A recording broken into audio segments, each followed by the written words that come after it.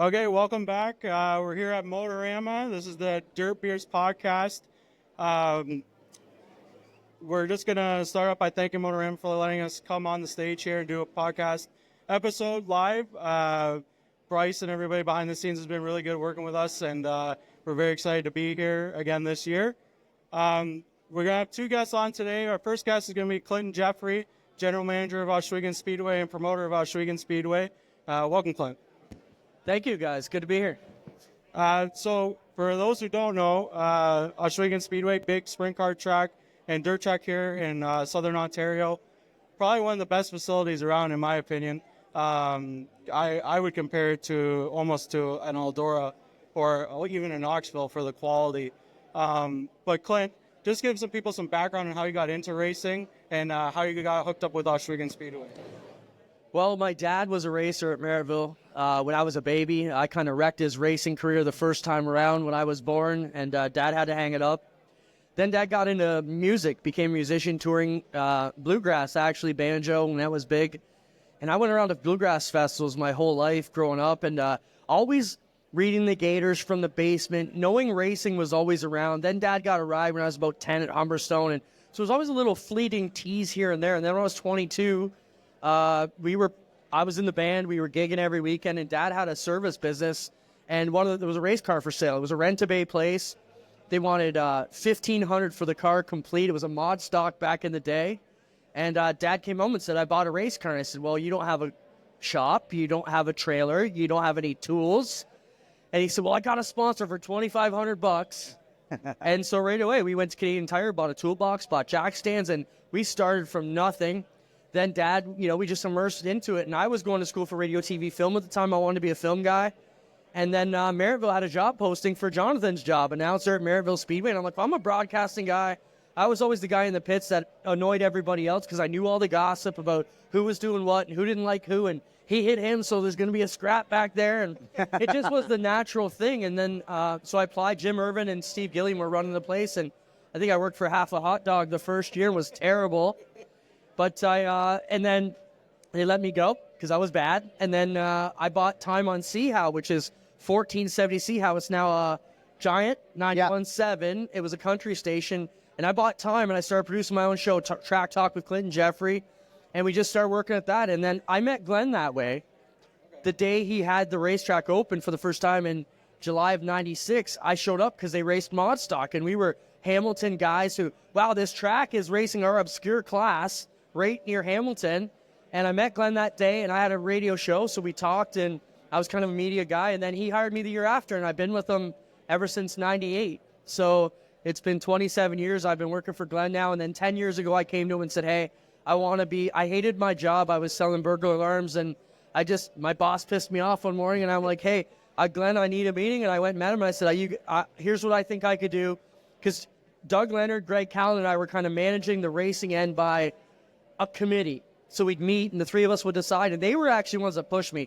They said, you need this job. Why don't you just be the manager? And I thought, nah, I don't want it. And then I got mad at work, and I called Glenn, and he said, all right, let's do it. So here we go. And this is my 10th season, I think, going in, and we just continue to make good strides, and we're real happy with how things have gone. It's just fascinating how the journey comes from, like, you go in the media side of things, then you end up in the behind-the-scenes sort of thing, and then you end up now for like kind of the golden era of Ohsweken. It kind of feels like you're entering this new phase. GeForce TV and everything that you guys have been doing on the streaming side of things with YouTube has really brought new race fans, new audience to you guys, and a new way to keep up with the sport. And now, arguably, you're probably set for one of your biggest years yet with the return of the World of Outlaws. Yeah, there's a lot more things to racing than just the cars going around, and it takes a lot of money to keep the machine moving. And the biggest thing that I've been saying at this show when people ask me how things are going is the business of Ohsweken Speedway is booming right now. We've got a great sales guy. He's been able to get 95% of our partners back. So we're going in with a bit of a war chest that we can build big paying events and do more things and open up more programs to really push our guys and make Ohsweken a home. Like things like investing in our 6 TSN races, along with our weekly rev package and our live GeForce. I feel that's going to make guys maybe choose Oshweekend if you're on the fence, because there's benefits to it. You get your sponsorship out there. And, I realize the GeForce free stream makes a lot of the promoters nervous, but we're averaging 30,000 views a week right now. So, yeah, are 50 people staying home? Maybe. But we got 29,950 other people watching at home, consuming our ads, getting immersed in the product, learning who our drivers are. And I feel once you watch it enough, if it becomes your Friday night kind of thing, you're going to want to come because you know the storylines, you know who's good, you know that, hey, Dylan Westbrook maybe didn't qualify tonight, and that is a major story. When you know those things, I think you want to come and be a part of it. So, back to the GeForce thing, there's two stories I like to tell, and you might have heard me say this over the past couple of years, but, I equate two things in major sports, and we're trying to all be a major sport and elevate what we do. And right now, I think we're on par with like the Ice Dogs or the Brantford Bulldogs. Like we're like a OHL style team. We're getting about the same amount of people every week, 2,500, 3,000 people. And I think the biggest thing we have to do is keep pushing that forward. And when the CBC in 1952 came to the Toronto Maple Leafs and said, hey, we're going to give every home game on Saturday nights to the country, I'm sure their executive branch said, wait a minute, who's going to pay $3 to come down here in January on a subway and come all the way to Maple Leaf Gardens when you can sit home and watch it? But where are they now? They're the biggest sports entity in the world because they gave it to us for free. They had corporations pay for it. And the other side of that is I'm a big Bills fan. So I only, in the past 5 years, would get off my wallet enough to go see a game. But I've been a fan for 40 years. How did I get that way? Corporations paid for me to watch it on CBS or Fox every week, and I became immersed in it to the point that now I can afford to go, and I will spend the money to go buy 2-3 tickets to a Bills game. Yeah, that's a great comparison. I would definitely say that you guys are almost on the level of an OHL-style team in the dirt racing world. But what does it feel like, bringing in, again, a national tour? It's been a couple years since the Outlaws have been back at Oshweekend, and I know everybody's very excited to see them come back in. But what was that like behind the scenes, talking with World Racing Group and trying to get those dates to have them come back across the border? Yeah, I think the past few years, if you're a sprint car guy on the national scene, you know that the High Limit and World of Outlaw have a split. So for us to, for one of them entities to choose to come to Canada, the past couple of years when you're fighting for drivers, and now drivers have to go get passports and that, the concern was they would just jump to the other series. So I understood why the Canadian border was scary for them and why they were worried. How this came about was, and we have had an open, I don't want to say invitation, but an open request, like, hey, as soon as you are ready, we will have you. Yeah. And it's got going during the World Finals. Doug Leonard, who we've all worked with, he was our race director. He was race director at Merrittville. And now he got hired to be the World of Outlaw guy, and we've always said we've got the best staff, and that kind of validates it when they're cherry-picking our guys to go do that. So Doug called me the Thursday of World Finals and said, expect a big call, and I kind of knew what that meant. And then we started talking. Glenn was down there. We talked about the options.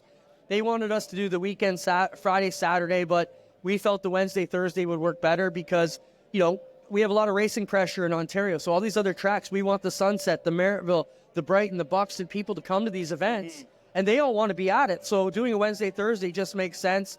How it worked out, Weedsport was supposed to have that weekend with a double show. They wanted to go later in the year with a single show. That left an open weekend right around Victoria Day. And the Outlaws, because they're such a tour, everybody comes from all over. If they set their guys down for 8 days, they're going to fly home, drive home. So it's more advantageous for them to keep everybody on the road and racing. So Doug said, hey, like Oshweekend's ready. We're kind of over there, and they'll do a 2-day show. And then Glenn got back from World Finals Monday. We had basically a manager's meeting, and we decided, yeah, we need to do this. May's not great. We know that. But we also had NASCAR and got pounded by monsoons for 2 days. So, no date's a guarantee.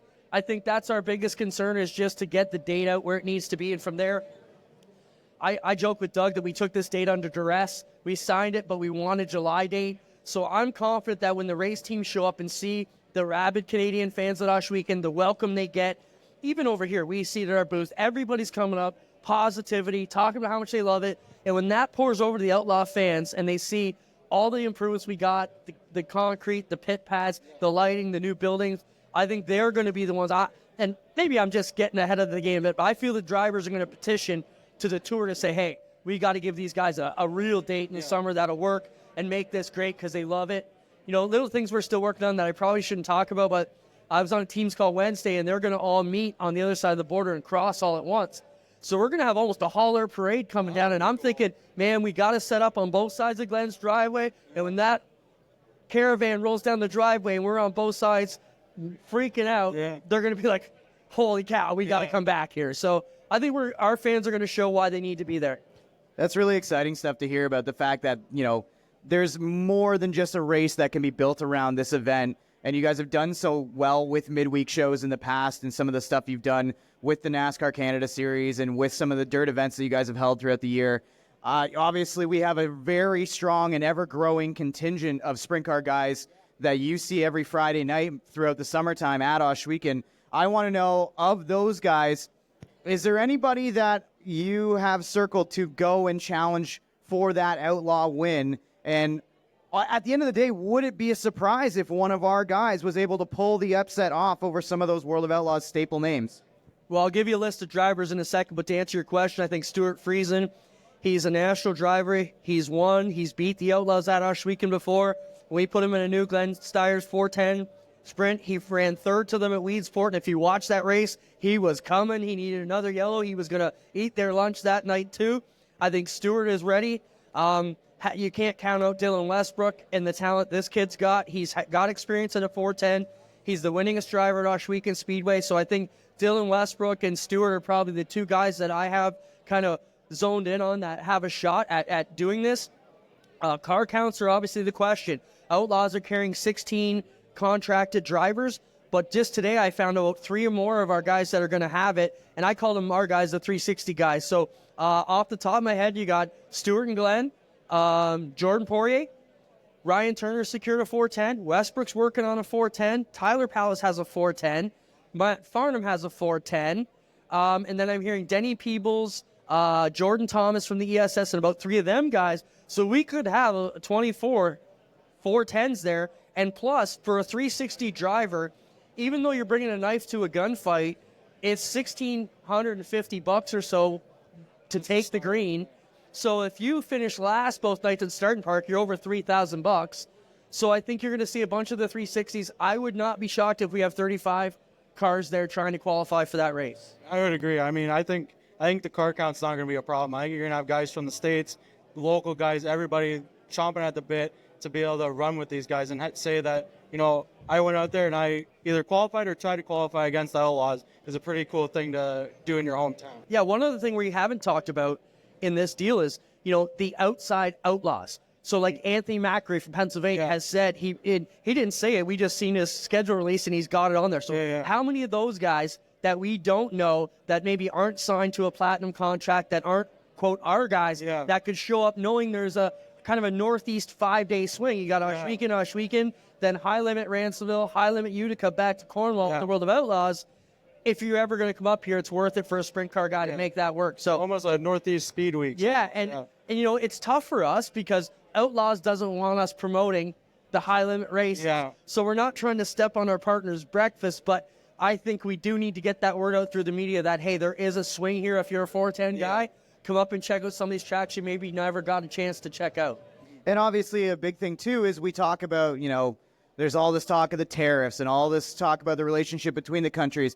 And of all the times for an American racing fan to come up and check out Osh Weekend and check out what we have to have on the north side of the border, this is as good a time as any to come up, take advantage of your dollar, and really see how far you can take that in terms of seeing a 2-day sprint car show, which, if you're somewhere in the United States and you've got to travel, it's going to add up quicker than it is if you're going to come across the border and be at a show here in Osh Weekend and learn what we're all about and what we have to offer. Yeah, absolutely. The American dollar is definitely an advantage for them coming our way. And I think, we've had amazing pre-sale. Like, we sold a lot of tickets. So there is a big buzz for this event, and I know we're going to be all right with it. It's going to be a lot of fun. Beef, you got anything else for Clinton here? I got one question. I know maybe you don't get asked a lot, or maybe something that a lot of people wouldn't know, but what's something, being a general manager and a promoter of a very successful racetrack, that you have to deal with that the average fan wouldn't even think of? That's a good question. I think the biggest thing that fans don't know is the drivers and the rules and how much we work with them, because they're the shareholders in this deal. Yeah. I mean, we can stroke rules down on paper all we want. It doesn't cost me $1, but it massively affects them. So one thing Glenn's tried to say is he wants a racer's track so the drivers have some input. So that's one thing we're trying to do is manage all the expectations. And I think you constantly get pitched. Guys want, hey, we want this. And I think the biggest thing I have to figure out is what's the agenda? Is the reason you're asking this because it's good for everybody? Or is this something because you want this rule because you got 3 of them in your garage already and it would be better for you if we went that way? So I think that's the big thing for us, and just trying to manage the personalities. Yeah. You know, we really tried. I saw when Bicknell sold it to Don at Merrittville, Facebook was eating Erica and the Bicknells alive. Everything they did, they got chewed up. And I think that's the biggest thing we try to do Rush Weekend is change that culture. I like to joke we're a family. You may not love your brother or your cousin today, but we all got to get along. Yeah. We're in the backyard every week. It's a family reunion. And if you guys all pull on the rope together and aren't out, you know, throwing mud at us, we can build great things like get you on TSN, get you on Rev, get you on G-Force, and help you build this great thing together. And without our shareholders, I mean, I would put our car counts against anybody. Yeah. We have full fields every night. Many nights we have B mains in a lot of classes, and just things are booming right now. I'm lucky to be the caretaker of Osh Weekend Speedway. Awesome. I have one more. I know you talked to Jonathan about it last year. I just want to know if there's any more movement on it. But will we ever see Oshwegan Speedway on iRacing? You know, it's something we are talking about all the time, and it's a slow process. We talked about on this stage a year ago. I think Jukasa and Oshwegan need to get scanned by iRacing. I don't see any reason why anybody who has iRacing and is a Canadian would not buy both tracks in a heartbeat. They're not going to waste their money on this investment. And right now, while we still have Jukasa alive, I mean, it's quiet now, but everything's still in place. They can come and scan them both in a 2-day deal. Glenn's got the money. We'll pay the hotels. What do we got to do to get these things on iRacing? Because they both warrant it. And I think now that we're back with the Outlaws, that's going to draw a lot of real attention back to Oshwegan to the point that may get us there. Well, I just think about even the fact that, like, myself is not a PC gamer, but as a console player, they've got that World of Outlaws console game now. And why not have that as the Canadian expansion pack you can go and buy from your PlayStation store, your Xbox store, whatever. So yeah, I think it's got to happen. If they come up and have a good attitude, and the big thing for us is the border easy for them. If they get over and back easy, sky's the limit for us with the Outlaws going forward. Absolutely. Absolutely. Thank you so much for doing this, Clinton. Appreciate it so much. Can't wait to see you on Friday nights. Keep up the good work. Thank you. Cheers, buddy. There he is, Clinton Jeffrey on the show on Dirt Beers. Beef, I think I see our second guest. Are we going right to him? Should we bring him up? Out there, I think I see the driver of the 45 Tricky Nicky Sheridan. Come on up here, buddy. You are a podcast regular. I think you've been on you might hold the record for being on the Southern Ontario Dirt Show the most time, but this is your first appearance on the internationally recognized show that is Dirt Beers, buddy. And you're a star of the Instagram. We've seen you on there a couple of times. Well, that's there, go turn that on there, buddy. Yeah, works there you go. that way for sure. Yeah, that's all from the wonderful Corby Daniels there. He does some pretty sweet stuff for me on the Instagram. So we like being on there and supporting Dirt Beers, and it's always good to sit down here with you boys. I know Nick is a day one Dirt Beers supporter. He was one of the first follows when I started the page, so I had to get him up there a couple of times and give him a little bit of recognition to maybe some fans that don't know him down stateside. Yeah, for sure. Well, it's I think the page is a great way to help grow what we do up here in Canada. Like it's definitely, I feel like in the last few years, been a lot, we've upped our game a lot, the sprint car people and dirt racing in general up here in Canada. So it's good to see our awareness going to the States, and it's good to do everything we can just get out there. And you mentioned, growing north of the border, but you're somebody who's now expanded your talent south of the border, not behind the wheel necessarily, but as a crew guy and as somebody who can really pitch in and help. So talk to us about some of the recent trips you've taken, because you've been at some of the biggest races that we've already had in 2025. Yeah, I try and do what I can. I like going to every race I can just to learn. You can learn so much just by watching what's going on around you. And I think a lot of people are kind of younger starting to race and might not realize how much you can learn just by sitting back and watching. But we were down. I was in Volusia there watching them down there and gave a hand some pretty cool people down there. It was pretty awesome. But so that was a pretty cool trip, and just doing whatever we can. I like doing everything I can to help other racers, and do anything I can to make sure I can get to the racetrack every week. Speaking of going to Florida, you're just on Dirt Beers actually in a photo. Changing out Seabill's motor at Volusia. What was that experience like? That did happen. It was quite the odd experience because I personally love watching the motor changes at racetracks. I think it's the coolest thing ever to watch these guys change a motor in like 6 minutes. It's amazing. So Yeah. I was watching practice. I seen you blew the motor up, and my dad and I were like, let's go watch them change the motor. So I ran down there and watched, and they were pretty short-staffed there, the Donnie Kreitz team. And I know Donnie a little bit, so I was watching. I'm like, I feel like these guys could use a hand. Like, I want to jump in and help them. Like, Yeah. so I'm like, can I come give you guys a hand? And next thing I knew, they were throwing wrenches at me, and away we were just working. So it happens, but it's pretty awesome to be able to help someone out like that and just help a racer out in need. And you get a cool story, and you get to walk away saying that you worked on Christopher Bell's sprint car. I do get a really cool story because I really didn't introduce myself to anybody there. So nobody knows who I am. I'm just flying under the radar. Everyone calls me random guy. So, Nick, obviously you're a wheelman yourself. Talk to us a little bit about how the 2024 season went for the 45.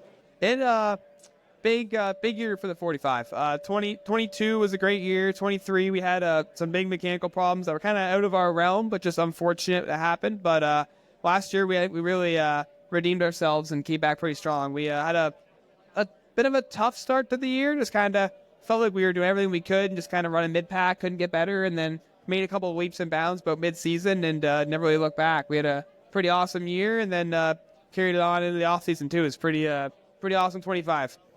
So looking ahead to 2025, how are you feeling about your program? What are you highlighting on the schedule? What is the plan? Is it a full schedule this year for you guys? Are you going to try to find your way into an outlaw feature? What's the plan for the 45? I feel really good about 25 with our team. It's going to be a few things different. We just got our new chassis in the shop last week there at GSR Chassis. Big thanks to Glenn Siders for that. We're going to be on his engine program as well next year. So I think that's really going to help our program. It's going to be big improvements for us. And we'll run Oshwegan full-time with that. We'll run a few extra races in the States and that. But I think with that, we're going to run the Outlaw race just at Oshwegan with our 360 motor, just try and make the show. Just it's in your backyard. Why wouldn't you? And I think if everything goes the way it was last year, we might have a good shot at making the show. So I think once you get to the show, I don't think your 360 410 is really going to make a huge difference. It's just going to be getting in there and starting the show in a decent spot. So if we can do that, that'll be good. But run a few extra races in the States too. Make a couple ESS races. I'd love to go to Eldora with the Great Lakes and just go have some fun outside the points racing and shoot after, see what we can do for a championship at the Big O. So talk to us about, you're a local 360 guy around here. What's it going to be like running up against the Outlaws? Like, what are your expectations, I guess, for yourself, and what do you think the local guys can do to put up a fight against them? It's going to be a big difference with us not having 410 motors. Yeah. I think there's going to be a few of us potentially in the Measure 54 team, some guys like that will have 410s, and I think they'll be competitive because our local guys are so competitive. We've seen that at the Nationals, and we had our local guys finish top 5 or 6, whatever it was. There was like 8 of us in the top 10, so that was really cool. You see us go to New York and run well. We finished 3rd at Fulton there, so I think it just shows how much better our Canadian program is in the last few years. And I think we are on an even playing field. We're going to have that home track advantage, actually. It's going to be a pretty good fight. I mean, it's hard to sit here and think you're going to go out there and beat David Gravel. Like, those guys are amazing. Some of those guys, they're talents, and they're where they are for a reason. They're amazing at what they do. But I seriously think with some home track advantage and a little luck, I think us Canadians will have a good shot at running well and potentially getting a win out there. So talk to us a little bit about, you talk about the Canadian advantage of things, but you're kind of really starting to get into the world of setups and in particular the shock world from my understanding. So talk a little bit about the shock program that you've been getting yourself involved in slowly but surely building up. Yeah, 3 years ago we started up a business at our place. We're a dealer for Slate shocks, which is very awesome. We do a little bit of everything. I do a little bit of asphalt shocks and a lot of dirt stuff, so that's been treating us really well. And I think the more I do it, the more I have an understanding that helps my customers, but it also helps us. So it's great to just do everything we can to get work in, get our name out there, and just do what we can with those shocks. I really enjoy it. It's a good way for me to help make a little money to help our racing program and myself, and at the same time just learn everything I can about racing and help my customers and just do everything I can to get SRP in Victory Lane. So I know personally we've talked about it a little bit, Nick, but is your goal to eventually try and run a national tour?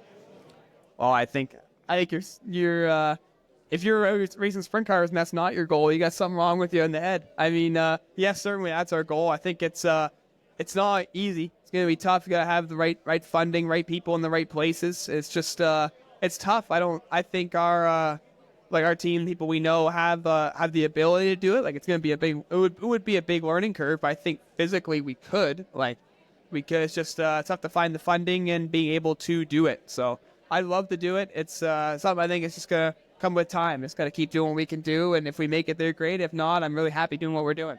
Is there one tour that kind of appeals to you more than another? Is there anything that, when you look at a schedule, you can really see yourself not only jumping on, but being competitive in some way or another between high limit, between any of the 360 classes that tour South States? World of Outlaws, obviously a big dream.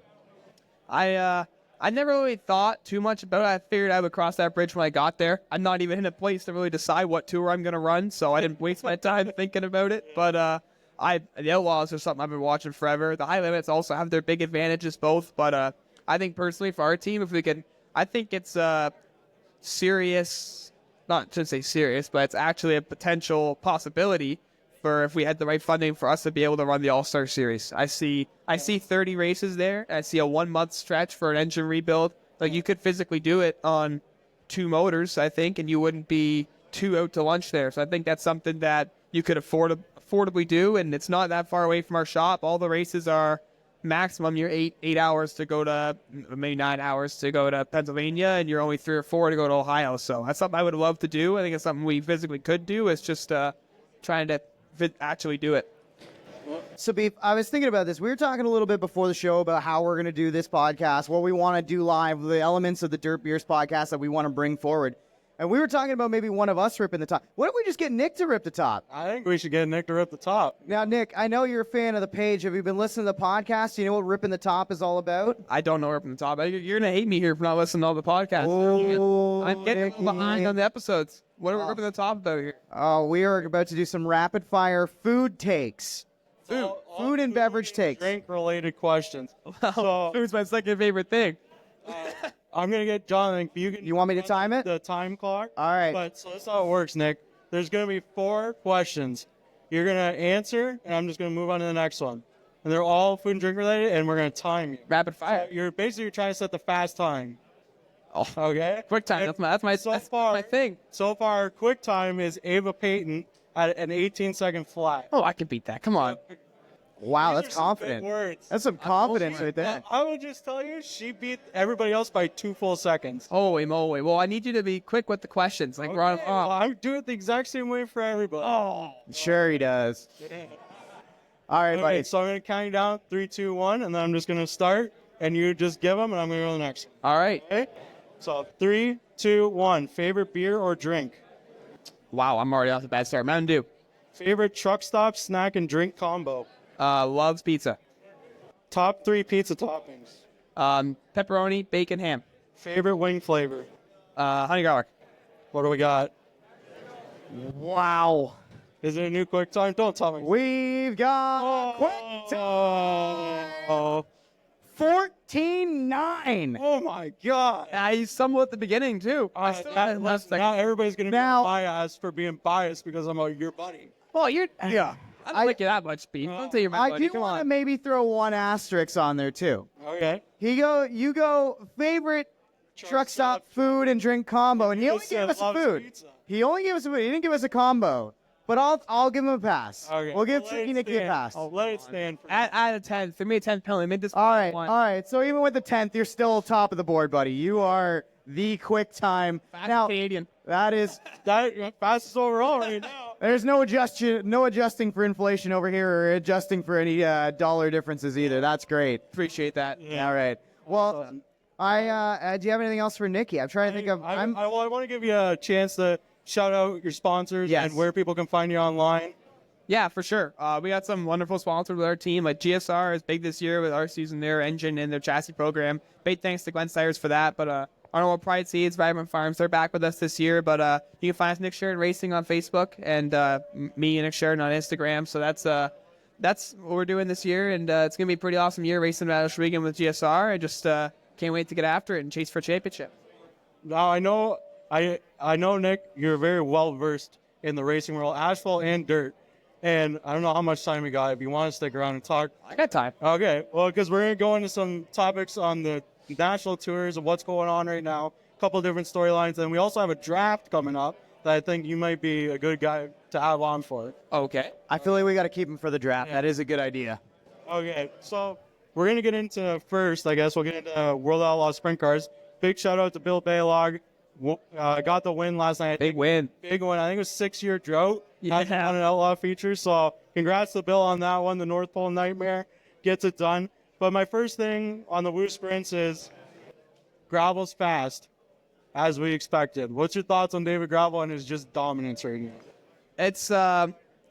It's unbelievable to me. I just like I was mentioning before, I've said about don't watch what other people are doing. That's why I love going to Volusia. I love walking the pits and looking at every car down there and watching hard. And I look at all these guys, and you got some guys trying some trick stuff like the torsion bars and shocks and any of that kind of stuff. And you walk over to David Gravel's car, and everything on it is just basic. Like there's nothing trick about it. It's just nice, basic. And the guy is fast. Like every week he's fast. So it just it blows my mind. It's awesome to see. Is that an example of almost where a lot of these guys, and it kind of goes in almost all forms of motorsports, where it's really easy to overthink these race cars sometimes in the setups of these race cars? It is. I think you can overthink them for sure. It happens. I think that almost vice versa in sprint cars. A lot of people don't overthink. They go off their same notes they've run for 10 years because really we haven't changed much. The rules are the same. All that's the same. Maybe a little bit of tire difference, like compounding that, but your fundamental car is the same. And with an outlaw team, when you're running a different track every night, you don't have time to try something or have a throwaway night because you don't. You have a couple bad nights and you're out of it hurts you bad in points, and you don't have those nights, or you don't have testing. Sprint cars don't have testing, and that's why I think things haven't evolved like the asphalt side, where guys go for days of practice and they're trying, and the track's the same every time. Dirt stuff, you want to have a car you know how it's going to feel when the track changes. So that's why I think a lot of people say kind of in the same box with that, but it's tough to branch out. But I think there is some gains to make if people do that, but I might be wrong for saying that because look at David Gravel. Guy's just hauling. Yeah, David Gravel's fast, and I mean, I would say if they are just sticking to the basics and fast, that why change? You know, it's working. He's got, I think it was last night I saw was his 125th Outlaw quick time. Exactly. So clearly he's quick. Why change it? If it ain't broke, don't fix that. I learned a message about 2 years too late. Next, I got a little note on sprint cars. Is this Don's year? Is he going to get back to his winning ways? Don being Donnie Schatz. Can the TSR group, change up there? Scoob is out. New crew chief. What do you think Donnie can do? I don't know, man. We've seen some great charges at Volusia. I think they don't start good. I don't know what they own out the engine program with the Fords and that. I don't watch enough of the Outlaw racing. I should watch more, but we're so busy doing other stuff. I don't watch enough to really have a super valid opinion. What I see, they don't start great.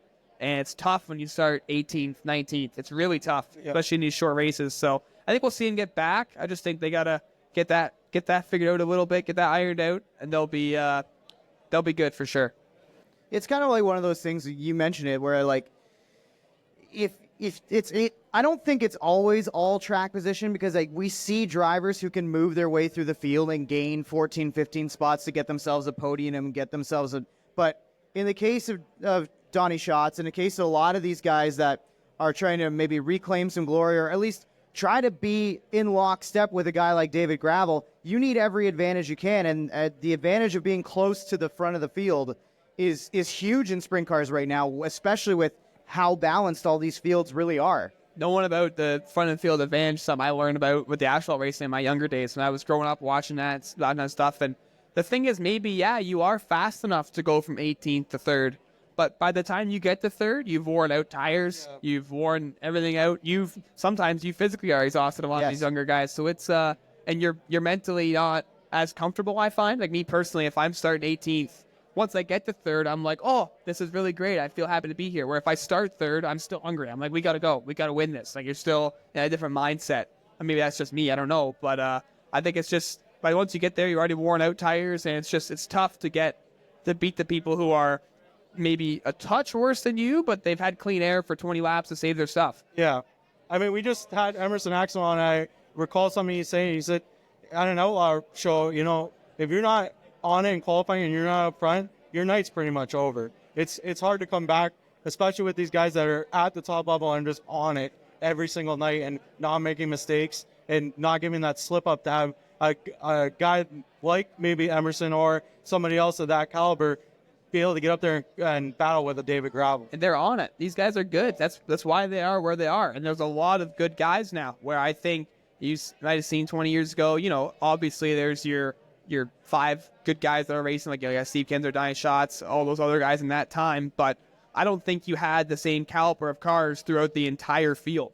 I don't think you had 20 cars that could win the race. You had 5 or 6 or maybe 8. But now you go to an Outlaw race and you really don't know who's going to win. You got, I mean, if Larson's there, it's a pretty good indication. But you got, or Gravel, those guys, but you still got 20 cars that can win the race. Yeah. I think, and this is kind of even beyond sprint car racing, but we'll keep it sprint car racing since that's kind of your bread and butter here. But either from the driver's seat and from the crew seat, when it comes to the setups of these race cars and the car quality themselves, is it possible for a really great driver to overcome maybe lesser equipment? You don't see it all that often where like lesser equipment is really a thing, especially on the World of Outlaw Tour, for example. But is it possible still in racing these days for the driver to make in the sprint cars? Man, I'm going to be honest with you. A lot of the time, I really don't think so. Like, I'm not saying you have to have a 100% car all the time, but if you don't have at least a 90% car, there's so many other good drivers, and they all have 100% cars. So you got to be so good to beat them, and it's hard. Like, and they're already hitting all their marks, and they're doing everything right. And if you don't have it, you don't have it. Like, a lot of people, like when I was going up in sprint cars, everyone always said slick tracks are the equalizer. Slick tracks just show where the best driver is. Slick tracks are this, slick tracks are that. But you get to a slick track and you don't have the right setup. You don't have your stagger and your ride heights, all that crap figured out. You're not going to be running good. You're not. It's just how it is. Absolutely. We're going to have a special guest. Oh, look at this guy. Come on over. The owner of Oshwegan Speedway and multi-car class driver, Glenn Steyer's joining us on the show. It's that one. There we go. There you go, Glenn. It's childproof. Glenn, how's it going? I'm doing great. How are you? Good. How was the Florida trip? I got myself a gator. It's hard to find a gator in the wintertime, and we got one. That's good. Yeah, I was watching the entire time. Looked like you were having a blast down there, wheeling all kinds of different race cars. Yeah, the gator, the car from Kenny Schrader was top notch. We got in a bad crash at Bubba Speedway. Yeah. And so a lot of the components were bent. We didn't find it until about 5 races later, right? And so when they changed that part, I was able to win it. So, yeah, it was good. That's good. What a year for Oshwegan Speedway. What a year for yourself. The World of Outlaws coming back to the track, coming back north. How much do you feel like being down in the States and being at all these other races made the decision for World Racing Group to come back up and trust you guys? How easy did that decision become with how present you are in every series, it seems like, of racing? Well, I think with driving all these different classes and going to different racetracks, it's really bringing awareness to what we're doing in Ontario, Canada. And I just think that doing all of those different things, I can really see it with people messaging me and our attendance on different things. It's really, really grown a lot. And that's not my goal by any means. My goal is just to try to get laps because I had a bad crash in 17, and I feel that I need to get 10,000 laps to get back up to speed. And the only way I'm going to do it is run multiple classes, multiple races, and just have multiple cars so that I can achieve that goal. So, and that's what I'm doing. There's not much that helps the driver more than track time. You know that more than I do. Just the best way to get better is just to do it. Yeah, 100%. I run at Sebring with Joe Nemechek, and one thing that we have telemetry on my car, and everybody's telling me I need more brake. Well, I think that I'm doing more braking, Well, just to tell you a little story, I was pushing 300 on my initial braking, up to 500. Joe Nemechek, 1,000. 1,200. Jeez. I was less than half, and the mistake I was doing was I was grabbing and slowing down in the long distance Yeah. and using too much engine brake, like when you downshift. Yeah. So I was getting wheel hop. So the last day in the course from when I started to where I finished, I was up 5 seconds faster consistently, right? So now I just got to fine tune that part. Very cool. Glenn, I want to ask. Sorry, go ahead, Beef. I just want to ask Glenn, you know, you just started up GSR chassis, building sprint car chassis, modified chassis. What was the drive behind doing that? And how are things going with GSR chassis? So my goal was I wanted to I had this dream of driving my own cars, my own chassis, my own engines, and it's a work in progress. I woke up this morning feeling like I kind of made a mistake because the chassis are there. It's not falling off the shelf. Nobody's really biting except for one or two people. And then I thought about Shawinigan Speedway when I had 3 cars in each class. Yeah. And, you know, I'd have a race and there's 15 cars total, right? And looking at us now, it was a really hard grind and I wanted to give up several times. And so I just thought about that. And now we're at like 150 cars, right? So going to the banquet and having 100 people, and now going to a banquet and having over 1,000. So it might be a blessing in disguise because I got through all of the bumps and stuff at a low speed, you know. And if we were busy and rocking, we could have had a whole bunch of bad cars out there, right? So I'm glad that it worked out the way it did, and we were able to grow at a speed that we could. So I wanted to ask Glenn, you know, you've got obviously years of experience. You've been watching racing. You've been a part of racing for so long. What can you say about the current class of sprint car drivers and sprint car talents, not just in the 360s, but even in the crate class at Oshweekon on Friday nights? And it feels like, for me as an outsider who's never driven a car, it feels like it's as deep as it's ever been with guys like Nicky Sheridan taking the next step to become not just rookies, but now challengers to points titles and big wins. How proud are you of the class of drivers that you've seen come through Oshweekon in the last few years? Well, let's look at Dylan Westbrook, for example. His first 360 race in one of my cars, he almost beat me. And he was running crates and then jumped in a 360, and I actually had to run him off the track in order for him not to pass me. So that just gives you an example of I ain't letting him beat me. He's not going to win his first race. And I had to unfortunately rough him up a little bit, but I wanted him to earn it. You know, what fun would have been if I got out of his way and he won his first race like that?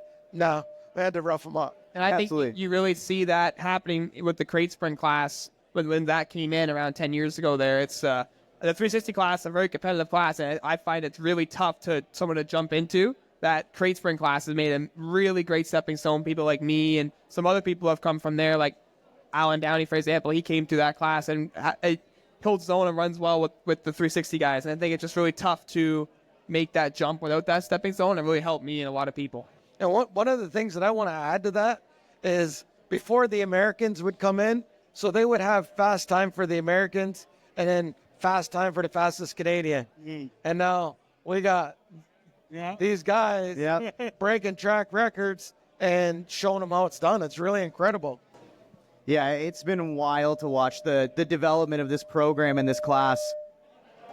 Yeah, for sure. Oshweekon, I said it earlier when Clint was on, I would compare Oshweekon to almost to an Eldora or a Knoxville style, just quality of the grounds and the racetrack. It's definitely one of the crown jewels here in Southern Ontario. And we're very grateful that you've put the time in to make it that. And I mean, I enjoy going there every Friday night. Yeah, one thing that I always say is it wasn't my goal to be the best, but always to do the best I could. Yeah. And so the results are showing, you know, so we just continue to do our best and hopefully that it continues to grow like it's been. Yeah, That's our plan. for sure. So you've got all these different kinds of cars that you've had the chance to race and opportunities to race in. I feel like if I asked you your favorite, would sprint car be the favorite? It's still number one. So 360, I'm used to it. I got the most laps, most wins in it. 410, of course, but it's still a little bit above my pay grade. You know, it's a little spooky and treacherous. But I jumped into that Tour Modified. Yeah. Oh, that thing is, I mean, you can see the engine here and you can see 18 inches of tires. It's like, and it's like low off the ground. I'm kind of thinking that might be my favorite asphalt car. All right. I'm not surprised to hear that answer as a sprint car guy because I feel like maybe the big full fender stock car things, they're fun, I sure, but I feel like they kind of handle like a tank, whereas something like that, you can definitely really rip that thing almost close to what you might be able to do in your sprint car. It's unbelievable. They told me to take it easy on the first couple of laps, and I spun out my first lap. So I didn't even gas it much, and I was really surprised how little grip that those cars have for how big the tires are. And the grip just went away. Like, it was like on ice, you know? Absolutely. Awesome. Well, thanks for coming on, Glenn. Yeah, surprise. Yeah, but we appreciate it, and we're really looking forward to the Outlaws coming out this weekend and everything that's going to be happening at the Big O this year. Our plan, to get him some wins and a championship. There we go. So that's our plan. That's the kind of goals I got set for him. That's awesome. I'm feeling pretty good for this year. We got our first win last weekend at the end of last year. It's been 360 a long time trying, and I think we got a lot of good things coming this year. Oh, yeah. Awesome. I got confidence in you. All right. Have a good one. We appreciate it. Thank you. You're good, yeah. Awesome. That wraps it up. Yeah. Thanks so much, Glenn. Appreciate it, buddy. Guest appearance from Glenn Stiers, owner of Ohsweken Speedway. So we only got about 5 minutes left here, but we're gonna rip through a little bit here. Do you want to jump right into the draft? Yeah, I think Let's do we're gonna jump into the draft here. So we're gonna have Nick. We're gonna have the champions draft. Champions draft. Champions draft. So this is how it's gonna work. It's gonna be 4 rounds. We're each gonna pick who we think is gonna be the champion of each major series. 5 rounds. Or 5 rounds, Yeah, sorry. I was gonna say, I'm like, so I you're got gonna pick 5. World Outlaw sprint car driver, World Outlaw late model driver, high limit driver, Lucas Oil late model series driver, and Subaru car series driver. Dude, this is tough. I don't really know my late model guys, though. I didn't know who's in what, too. I got to get out of the shop and get to learn in life more. Well, you know what? I think we'll let you go first. Or do you not want to go first? I'm not going first. You're not going first? Okay, so I think we can do it in a way like, so you can. It doesn't have to be like one series per round. Like you can go with whoever you want. Yeah. So like for me, I'm gonna go big block first because I'm a modified guy, and I'm gonna go with my boy St. Catherine's own Matt Williamson in the '88. You can't do that. I'm doing it. That was the lowest hanging fruit I've ever seen anybody. I don't like that. First, you don't got to pick Subaru car series. Pick whatever series you want. Go sprint car. Pick the low hanging fruit. But you don't want me to take the low-hanging fruit, do you? It's from you. From you? Oh, fine. I'll take it. Well, lost David Gravel. There it is. I like it. I'm almost as bad as you. I mean, if I didn't go Matt, I would have gone gravel for sure. So. Well, I'm going to switch it up again. Yeah, exactly. I'm going to switch it up again, go a completely different series. I'm going to choose first for the Lucas Oil Late Model Dirt Series. And give me Jonathan Davenport. JD. He's hot right now. I think he's going back to the championship. And that was Lucas Oil, right? Lucas Oil, yeah. Okay, so Getting the rosters on my phone. I need. Do you want to do a snake order? Do you want to do double want up? me to go again? Yeah, why don't you double up? We'll do Okay, snake. well, give me Subaru car series this time. And give me the other Matt. Give me Matt Shepard. Oh, that's greasy. You're not gonna leave Super Matt for our boy? Wow. I don't want Super Matt.